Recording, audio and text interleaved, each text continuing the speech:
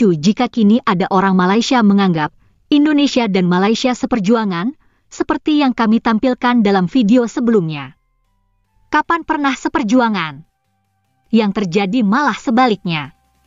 Dalam sejarah Malaysia telah mengkhianati kesepakatan bersama untuk berada dalam satu negara Nusantara, yakni Indonesia Raya. Nah, berikut ini adalah cuplikan video yang amat menarik dari kanal Guru Gembul mengenai sejarah Indonesia.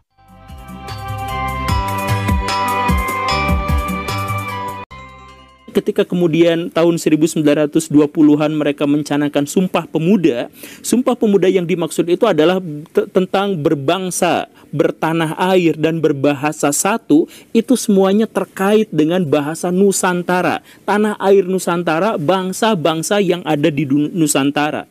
Ketika misalkan Baraya mengenal lagu Indonesia Raya yang dikumandangkan pada Sumpah Pemuda itu, lagu Indonesia Raya, maksud Indonesia Raya yang dimaksud itu adalah kesatuan bangsa-bangsa di Nusantara, termasuk wilayah jajahan Inggris yang sekarang namanya Malaysia.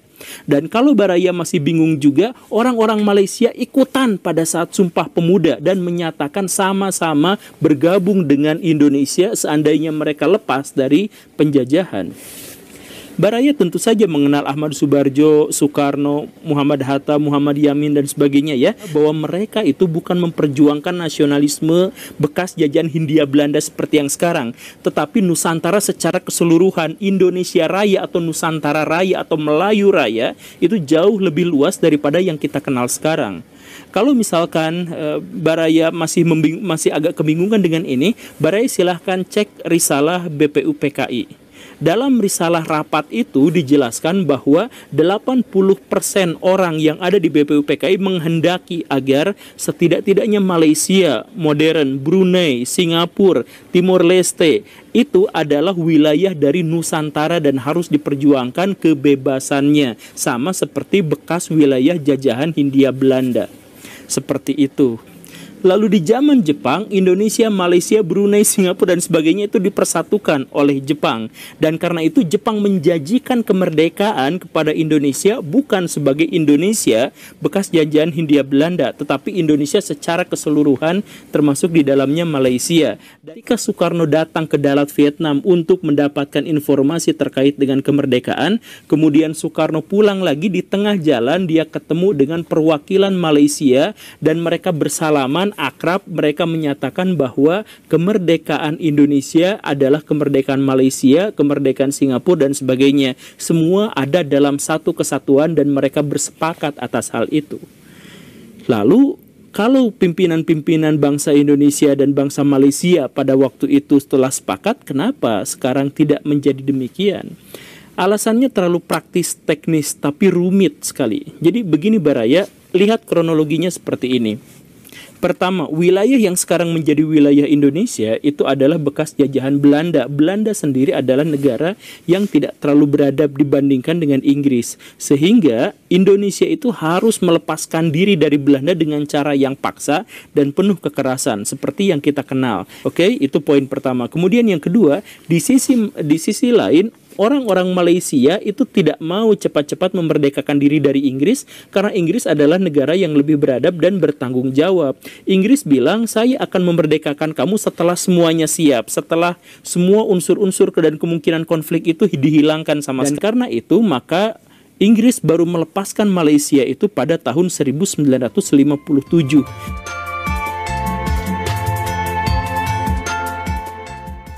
Nah, kenapa Indonesia tidak segera merangkul lagi Malaysia? Ternyata banyak kendala. Inilah penuturan Guru Gembul.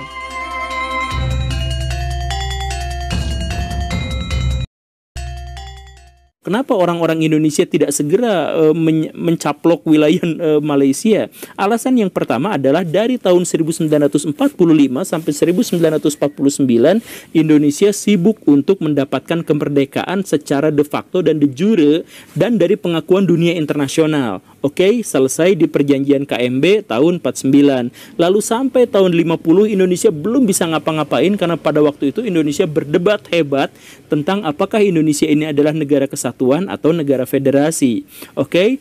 Dan sampai tahun 57 itu terbukti bahwa sistem demokrasi liberal di Indonesia itu tidak berhasil, itu gagal. Karena itu Soekarno langsung mengeluarkan dekret bahwa kita kembali ke UUD 45 dan demokrasi yang akan dijalankan adalah demokrasi terpimpin yang sesuai dengan kepribadian bangsa. Nah, sesudah itu sesungguhnya Indonesia itu plong, layak untuk bisa punya kesempatan untuk berdiplomasi dengan Malaysia dan menarik Malaysia itu ke Indonesia. Tapi pada waktu itu sudah terlambat. Inggris melihat bahwa ketika Malaysia ada kemungkinan bergabung dengan Indonesia, Inggris menahannya. Kenapa? Karena pada waktu itu lagi perang dingin. Malaysia itu harus menjadi negara yang blok barat. Melihat kelakuan Soekarno yang memberhentikan demokrasi liberal dan kemudian masuk ke dalam demokrasi terpimpin dan semakin lama semakin dekat dengan komunis, maka Inggris tidak pernah ikhlas kalau Malaysia nanti gabung sama Indonesia yang komunis. Maka buru-burulah Inggris itu mendeklarasikan Malaysia sebagai negara federasi. Begitu. Nah, mengetahui itu Soekarno marah besar. Kenapa itu wilayah yang semestinya bagian dari kami, itu saudara kami sebangsa dan setanah air, malah jadi negara sendiri. Soekarno marah, maka dia mendeklarasikan konfrontasi dengan Malaysia. Ganyang Malaysia. Malaysia bukan sebagai Malaysia negara yang rakyatnya seperti itu, tetapi Malaysia sebagai Malaysia bentukan Inggris. Yang seperti itu. Maka ketika kemudian Malaysia bergabung dengan PBB, Indonesia keluar dari PBB sebagai protes. Kenapa negara itu yang semestinya bagian dari saya itu lepas begitu saja. Upaya Soekarno untuk mempersatukan Nusantara, pan-Indonesiaisme itu akhirnya terhenti gara-gara konspirasi antara sebagian orang-orang di dalam negeri dengan orang luar negeri. Salah satunya adalah Inggris yang menghentikan dan menjatuhkan Soekarno, kemudian mensterilkannya dari kekuatan politik dan akhirnya Soekarno meninggal. Penggantinya Soeharto itu sama sekali tidak memiliki minat dan niat untuk mempersatukan Malaysia dengan Indonesia. Karena Soeharto pada waktu itu fokus bagaimana cara membangun masyarakat Indonesia menjadi lebih baik dan lebih beradab. Pendeknya, kesatuan Nusantara antara misalkan Indonesia dengan Malaysia itu adalah kesatuan yang ideal. Memang semestinya seperti itu. Adapun bentuk negara seperti yang kita kenal sekarang itu adalah bentuk negara yang muncul karena alasan-alasan yang teknis dan praktis. Begitu. Terima kasih ya teman-teman sudah menonton video kami.